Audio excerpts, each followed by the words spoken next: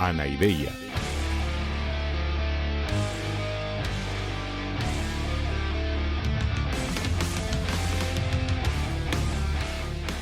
Podcast cínico de divulgación filosófica.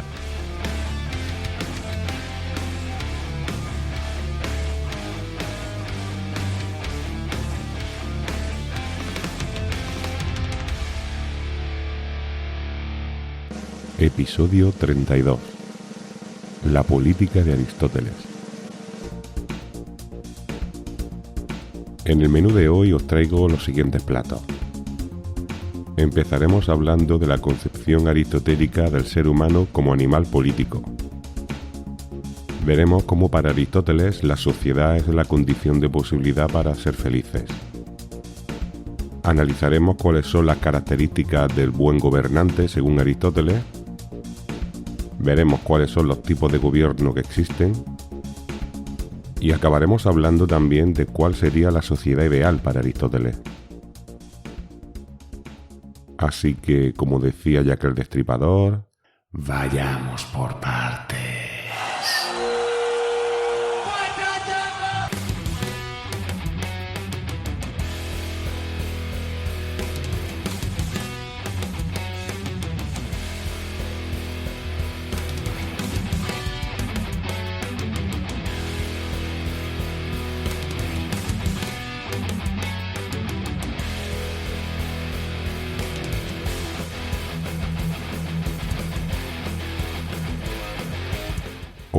Hola, mis queridos drugos. Bueno, como siempre, os recuerdo los episodios que os iría bien que hubierais escuchado, pero ya sabes que si no te viene bien o no te apetece, yo hoy lo voy a ir resumiendo todo igualmente. Por un lado, sería interesante el episodio 18, que es uno de aquellos en los que expliqué cuáles son las principales ramas de la filosofía, y ahí en el 18 traté sobre la filosofía política en concreto. También sería interesante haber escuchado el 23, que es el que dediqué a la política de Platón. Pero sobre todo lo más importante sería que tuvierais presente la ética de Aristóteles, que es lo que analizamos en el episodio anterior, en el 31. Porque justamente la política de Aristóteles parte a partir de su ética. Vimos en el episodio anterior que para los seres humanos el bien supremo es la felicidad, porque Aristóteles entendía que es nuestra tendencia natural. Por tanto, la función básica de cualquier sociedad será dar las condiciones necesarias para que los ciudadanos puedan buscar su felicidad. No perdáis nunca este principio básico, porque ya digo que es el principio rector de toda la política aristotélica. Proporcionar las bases para que los ciudadanos puedan ser felices.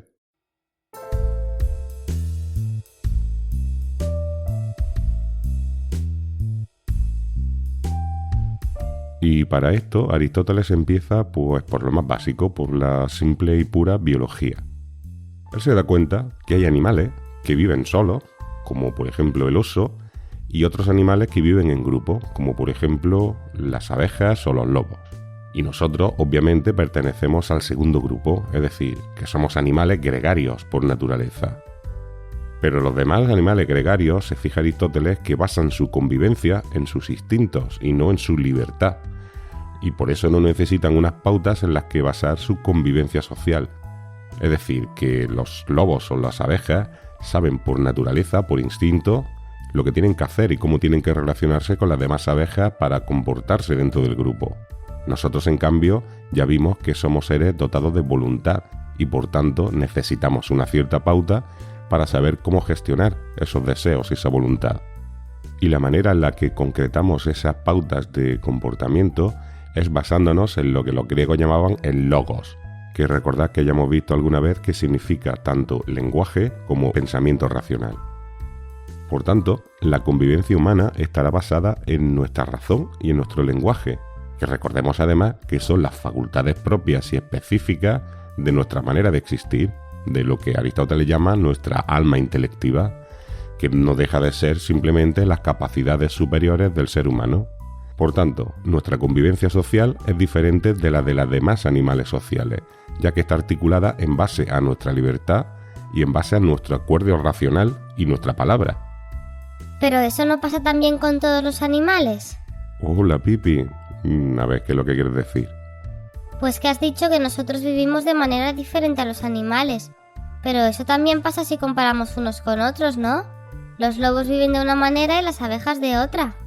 Sí, claro, pero como nuestra manera de convivir se basa en la razón y en la palabra, pues es diferente de la manera de convivir de todas las demás especies e incluso de la manera que tienen de convivir otros grupos humanos diferentes. Pues igual que ellos, ¿no? Nunca he visto que los lobos hagan miel ni que las abejas cacen juntas. Ya, pero si te fijas, los grupos de animales son prácticamente idénticos en todo el mundo. Por ejemplo, un grupo de lobos de España y otro grupo de lobos de Suecia tienen un comportamiento básicamente idéntico. En cambio, el funcionamiento, la manera de vivir de una aldea española y de una aldea sueca son mucho más diferentes entre sí. Y esto es porque las relaciones generadas entre las personas en Suecia o en España se basan en logos, en la razón y en la palabra, y por tanto, pues las posibilidades de interacción dentro de una sociedad humana son muchísimo más amplias que las que existen en un grupo de animales. Ah, bueno, eso sí. Las abejas que he visto por aquí hacen lo mismo que las que he visto en mi pueblo en Suecia, pero la gente hace cosas diferentes. Por ejemplo, aquí cenáis mucho más tarde. Claro, aquí hemos ido generando unas costumbres distintas de las de Suecia, porque nosotros, los seres humanos, teníamos la posibilidad de hacerlo de manera diferente. En cambio, por ejemplo, las abejas no pueden cambiar su manera de vivir. Y además esto no solo ocurre para sitios diferentes, como España y Suecia, sino que también ocurre para épocas distintas. La organización de una colmena de abejas de hace 20.000 años es exactamente igual que la de cualquier colmena que nos encontremos hoy día. Y evidentemente eso no ocurre con las sociedades humanas. Las sociedades humanas de hace 20.000 años vivían de manera muy diferente de las que vivimos hoy día. Sí, creo que solo había trogloditas cazadores de mamuts. ¿Pero por qué nosotros hemos cambiado tanto y los animales no? Bueno, lo primero es lo que te digo, que nosotros podemos cambiar de manera de vivir y ellos no. Porque como ya te he explicado, nosotros somos libres y racionales y las abejas no. A ver, ya os adelanté el otro día que para Aristóteles todo lo que ocurre en la naturaleza tiene siempre una finalidad. Para él la naturaleza no hacía nada en vano. Y entonces el hecho de la convivencia en grupos también tiene una finalidad. Y esa finalidad es el poder realizar nuestras tendencias naturales. Y como vimos en el episodio anterior, la tendencia natural de los animales es la supervivencia, la alimentación, la reproducción y el disfrute de los placeres. Y justamente para eso viven las abejas en grupo, porque dividiéndose las funciones pues se aseguran mejor la alimentación, la reproducción y en general la supervivencia del grupo. Y bueno, en este caso las abejas son animales muy básicos y su capacidad de placer también, pero por ejemplo los lobos sí que tienen satisfacciones, tanto físicas como emocionales. En cambio, nosotros, los seres humanos, más allá de todo eso, de la supervivencia, del placer y de la reproducción, tenemos otra finalidad, que es la tendencia hacia la felicidad, que recordemos que es considerada por Aristóteles el bien supremo de la vida humana. De manera que el fin de toda sociedad es proporcionar el contexto para que los seres humanos podamos buscar nuestra felicidad. Porque solo en sociedad podemos realizar ese proyecto de ser felices. Pero los animales también buscan la felicidad, ¿no? No, Pipi. Para Aristóteles el concepto de felicidad es algo propiamente y exclusivamente humano. Y esto está relacionado con las virtudes morales e intelectuales que vimos en el episodio anterior, las cuales tienen que ver con la libertad y con la razón. Y los animales no tienen ni una cosa ni la otra, porque son funciones del alma intelectiva, que es la propia de los seres humanos. Pero eso es una tontería. Las abejas también son libres e inteligentes como nosotros, solo que más pequeñas. Que no, Pipi. Los animales no tienen ni libertad ni inteligencia, y menos aún los insectos. Las abejas no tienen curiosidad ni son libres, y desde luego no viven buscando su felicidad. De hecho, todo lo que hacen responde única y exclusivamente a su programación genética. Otra vez con esas tonterías. Mira, es muy sencillo. Vamos a preguntarle a esa abeja a ver si quiere ser feliz o no. Hey, abejita, ¿cómo te llamas? Hola, me llamo Maya.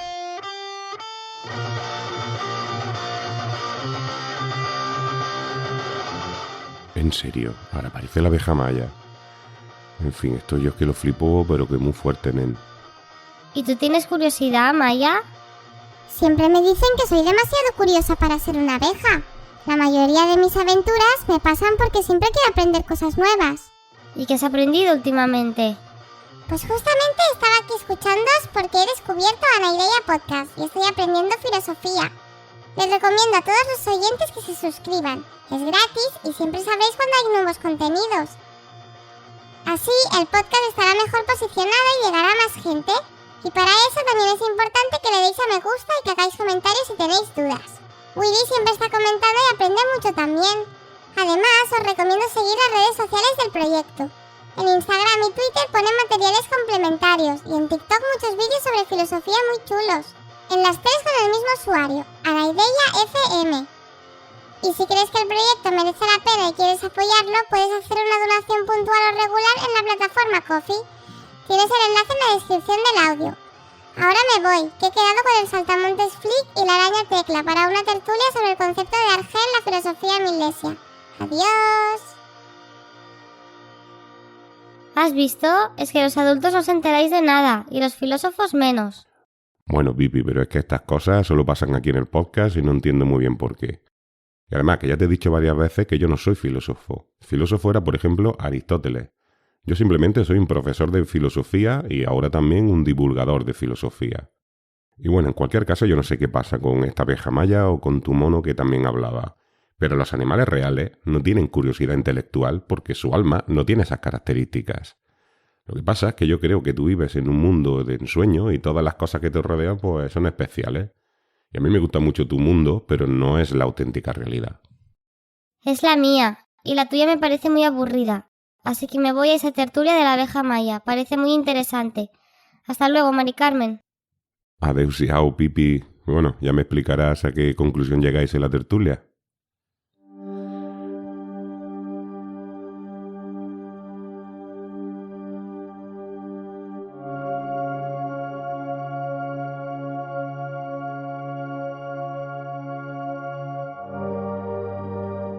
Bueno, como os estaba explicando, Aristóteles dice que solo en un contexto social se pueden canalizar las virtudes humanas, porque tanto la virtud moral, que es aquella del término medio, como sobre todo la virtud intelectual, solo pueden desarrollarse mediante el intercambio cultural dentro de una sociedad en la que existe una cultura transmitida de generación en generación y además un proceso educativo en el que las nuevas generaciones aprenden lo importante o lo más importante de las generaciones anteriores.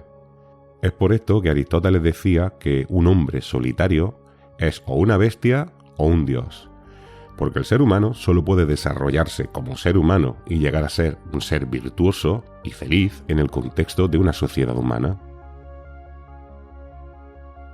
Además, Aristóteles señala que esta convivencia social se desarrolla en diferentes fases que van respondiendo de manera cada vez más adecuada al potencial humano. En primer lugar, los seres humanos, dice Aristóteles, que nos agrupamos en parejas, que son pues la base de la familia, que es el primer eslabón de la sociedad y el contexto en el que las personas podemos empezar a desarrollar nuestras virtudes morales e intelectuales. Después, varias familias se suelen agrupar en lo que se llama una tribu, y varias tribus en lo que se llama una aldea. Y la unión de varias aldeas es lo que da lugar a la polis, que es la ciudad-estado que él consideraba como la finalidad última del proceso social, porque ya estamos hablando de una sociedad autosuficiente. Y bueno, naturalmente todo este análisis sociológico es muy dependiente de las sociedades que existían en su época. Aristóteles nunca conoció, ni seguramente se pudo llegar a imaginar, estados organizados orgánicamente a una escala mucho mayor que la polis. Él, por encima de una polis, solo conoció lo que eran los imperios antiguos, que en realidad es simplemente un conjunto de polis con una soberanía limitada por una autoridad superior, como por ejemplo el imperio persa o el propio imperio de Alejandro Magno.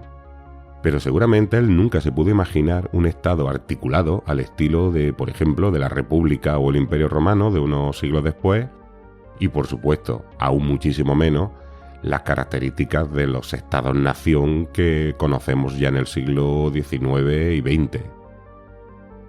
Sin embargo, si os fijáis, la esencia de lo que está diciendo Aristóteles es perfectamente asimilable también a estos modelos de estado a escala mucho mayor de lo que él pensaba. Porque lo que él señala como relevante de las polis no es su tamaño, sino sobre todo la capacidad que tenían las polis de proporcionar a sus ciudadanos las condiciones de posibilidad para ser felices. Y esta felicidad, recordemos, que se conseguía mediante la excelencia intelectual. Y seguramente si él hubiera conocido los estados contemporáneos, los estados-nación, y hubiera conocido los sistemas de educación, hubiera conocido el mundo universitario y todo el ambiente cultural que existe, seguramente también habría afirmado que en ese contexto es posible desarrollar la excelencia, la virtud personal. Y por tanto, seguramente habría entendido como positivos los sistemas políticos que han permitido esas condiciones. A ver, en definitiva, lo que os decía antes, para Aristóteles lo importante es que la sociedad establezca las condiciones de posibilidad para que las personas puedan desarrollar su virtud personal y por tanto que puedan ser felices. Porque no nos olvidemos nunca que al final la felicidad es el bien supremo del ser humano. No es la virtud ni es el conocimiento en sí mismo, sino la felicidad que nos proporciona todo ello. En resumen, la felicidad es una meta individual, pero solo se puede conseguir en una sociedad que nos aporte las condiciones necesarias para conseguirla. Y para que una sociedad funcione adecuadamente, en estos términos, tiene que estar bien gobernada. Recordad que en el episodio anterior vimos que Aristóteles concebía la ética y la política no como saberes teóricos, sino como saberes prácticos, centrados en la acción y no en la especulación. Aristóteles consideraba que lo importante no es dedicarse a indagar qué es el bien y qué es la justicia, sino que lo importante es aplicarlas. El buen gobernante es el que tiene que saber aplicar en sus leyes y decisiones esa justicia y ese bien.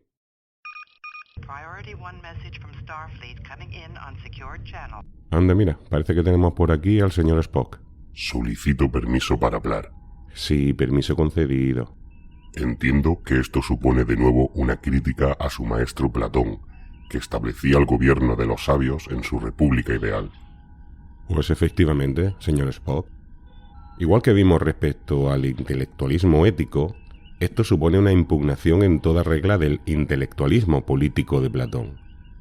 Como nos ha recordado usted, para Platón la condición necesaria para ser un buen gobernante es la sabiduría, el conocimiento directo de la idea del bien y de la idea de justicia. Desde su punto de vista intelectualista, solo quien sabe lo que es lo justo puede actuar y gobernar de manera justa. Y además, esto también funciona al revés, recuerde usted. Es decir, que quien conoce realmente la justicia nunca actuará o gobernará de manera injusta.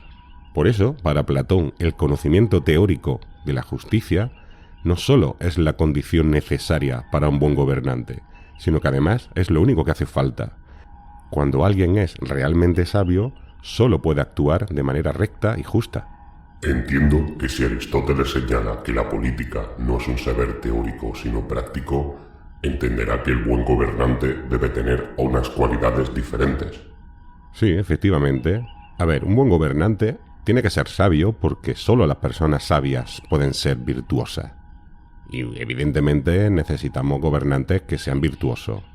Pero la cualidad principal que tienen que tener no es esta sabiduría teórica, sino su inteligencia práctica, su inteligencia aplicada, su sentido común, en definitiva.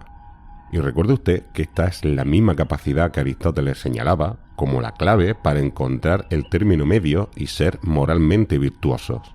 Es la misma capacidad la que necesita el gobernante para aplicar sus conocimientos teóricos al buen gobierno del día a día. Entonces supongo que no se aprende a ser un buen gobernante en un proceso educativo como el que establecía Platón para los filósofos en su república ideal, ¿cierto? ¿Cómo se formarían, pues, los buenos gobernantes? Pues a ver, señor Spock, en la flota estelar a la que usted pertenece, ¿cómo se selecciona a los capitanes de las naves estelares? Los candidatos deben haber superado una formación obligatoria y deben haber servido durante un tiempo considerable como primer oficial en otra nave estelar. Para la decisión final se tienen en cuenta sobre todo los informes de los capitanes y los oficiales que han servido con el candidato o candidata. Se valoran especialmente sus actuaciones en momentos de crisis. Pues el buen gobernante para Aristóteles es algo parecido a los capitanes de la flota estelar. Es decir, él valoraba, por encima de los conocimientos teóricos, la habilidad personal que ha sido reforzada mediante el trabajo y la costumbre. Un buen gobernante él piensa que no puede aparecer de la nada a partir de una formación puramente teórica, sino que debería ir adquiriendo su habilidad práctica mediante la participación política progresiva, en cargos de menor a mayor responsabilidad y aprendiendo pues de otros gobernantes expertos. Es decir, que un buen gobernante es el que, más allá de sus conocimientos teóricos, es capaz de aplicarlos en la práctica diaria y de hecho ha aprendido a ello en la práctica real. Comprendo, y ciertamente Aristóteles tiene razón.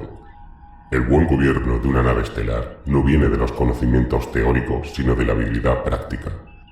En el caso de la Enterprise, mis conocimientos son netamente superiores a los del Capitán Kirk, pero su habilidad como capitán es muy superior a la mía, y lo ha demostrado en múltiples ocasiones. Bueno, señor Spock, no se quite usted tampoco mérito. Yo, por lo que he visto en la serie de televisión y sobre todo en mis 2 viajes que hasta ahora he hecho en la Enterprise, en la primera cuando fuimos a ver el juicio de Sócrates al pasado en el episodio 15 y también cuando fuimos a la otra dimensión a visitar la caverna de Platón, me pareció usted un capitán muy solvente y muy decidido. Yo soy buen capitán, pero James T. Kirk es mejor simplemente. Ustedes, los humanos, se ven afectados por el orgullo o la envidia, pero esas emociones no afectan a mi juicio. Se trata de hechos contrastados y no me supone ningún conflicto reconocerlo. Pues eso le honra, señor Spock. Yo creo que reconocer méritos ajenos es algo de sabios. Yo más bien diría que no reconocerlos es de idiotas, como también es de idiotas no reconocer los propios méritos. Ahora debo dejarle. Mis obligaciones como primer oficial al mando de la Enterprise me requieren. Solicito permiso para cerrar la comunicación. Permiso concedido. Larga y próspera vida. Que vaya bé, señor Spock.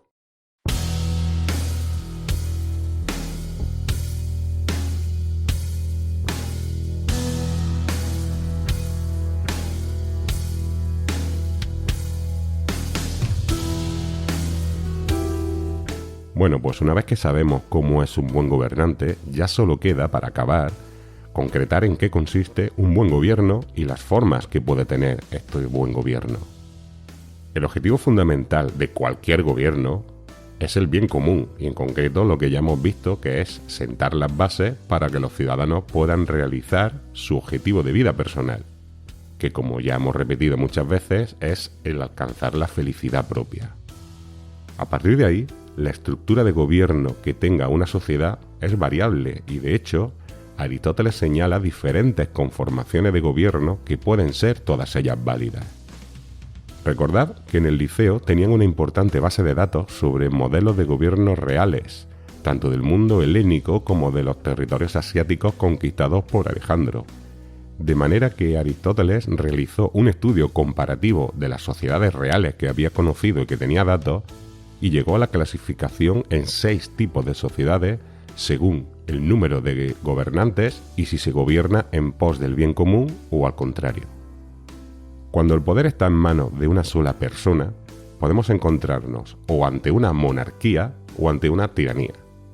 Si ese único gobernante ejerce su poder buscando el bien común, hablamos de monarquía. Por cierto que aquí utilizamos el término en su sentido original griego. Monos significa único y arcos significa jefe o gobernante. De manera que un monarca es simplemente el que gobierna solo. Y ya digo que para Aristóteles no hay nada malo en que gobierne una sola persona si es que lo hace en función del bien común y buscando la felicidad de todos los ciudadanos. Pero si ese único gobernante se aparta de la búsqueda de este bien común y se dedica a perseguir su propio bien o el de una facción de personas que afines a sí mismo, pues entonces estamos hablando no de una monarquía, sino de una tiranía, y no de un monarca, sino de un tirano. Cuando el poder está en manos de un grupo de personas, que puede ser más o menos numeroso, si ese gobierno se hace en pos del bien común, hablaríamos de aristocracia, que significa el gobierno de los mejores. Y la degeneración de la aristocracia sería la oligarquía, que es cuando ese grupo gobernante persigue sus propios intereses en lugar del interés común. Y por último, es posible que el poder esté en manos de la mayoría de los ciudadanos o de todos. Aristóteles habla de república, él utilizaba la palabra politeia, cuando esa mayoría de ciudadanos elegiría a un grupo de gobernantes especializados y virtuosos, en el sentido que hemos visto antes, para que detentaran el poder buscando el bien común. Por cierto que para Aristóteles la degeneración de la república sería la democracia, porque en una democracia gobiernan directamente todos los ciudadanos, y como que la mayoría de los ciudadanos son pobres, pues la asamblea lo que buscará no es el bien común de toda la sociedad, sino el bien común de los pobres. Y por tanto, él entendía que la democracia es una especie de gobierno de los indigentes.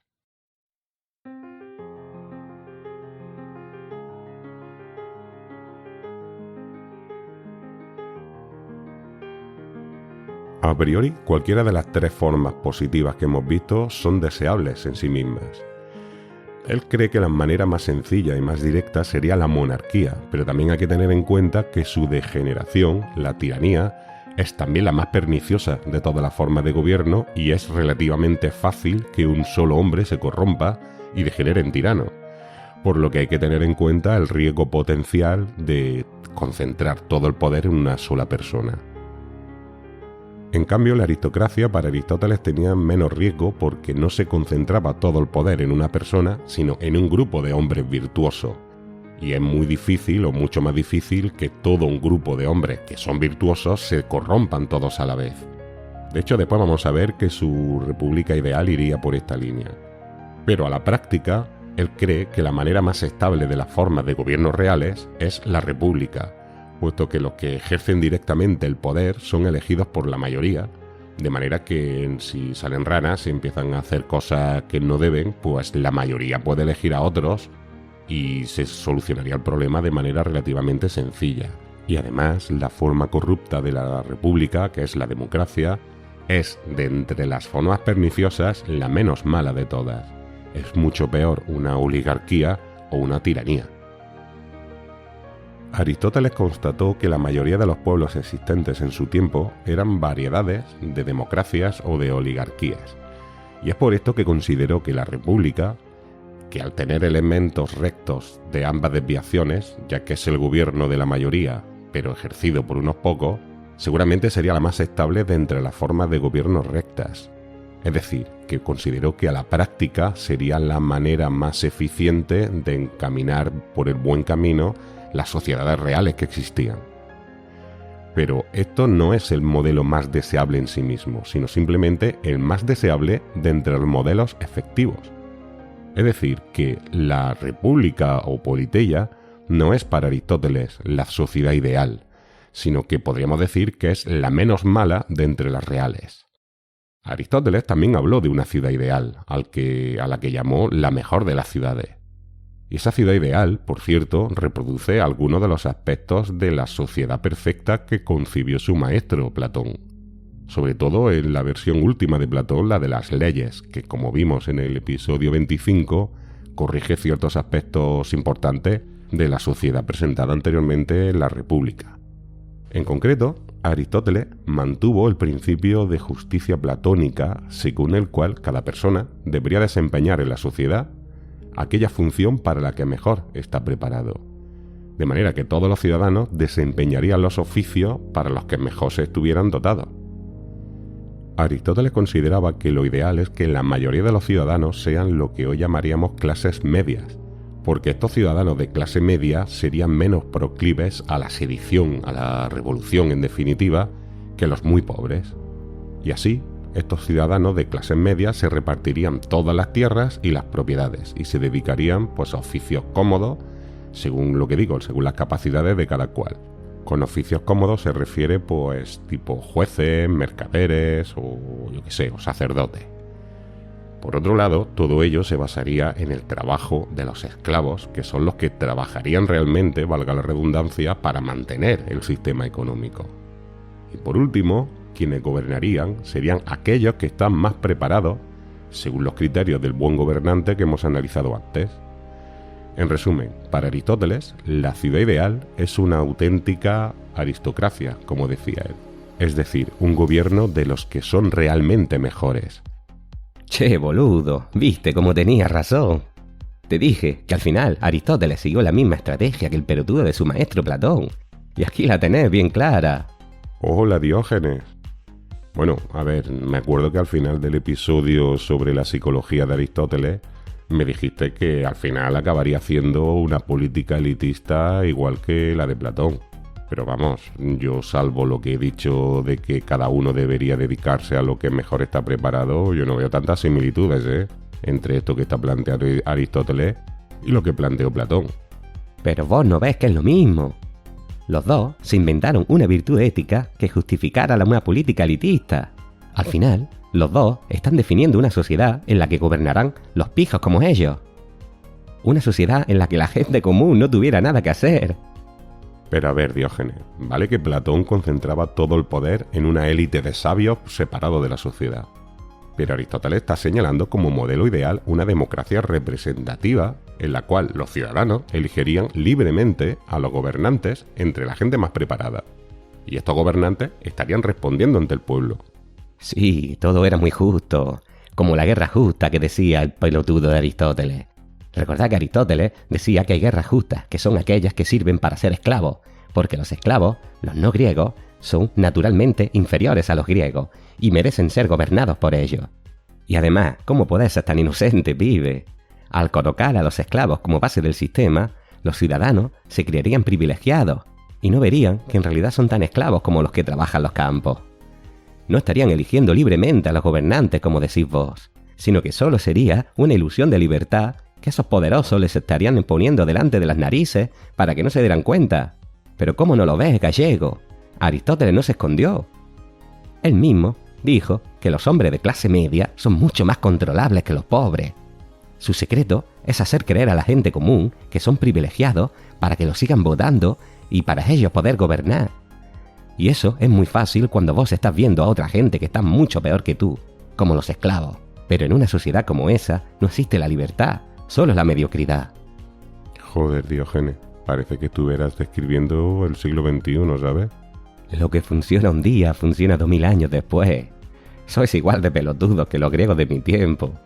Sayonara, baby. Adeusiao, Diógenes.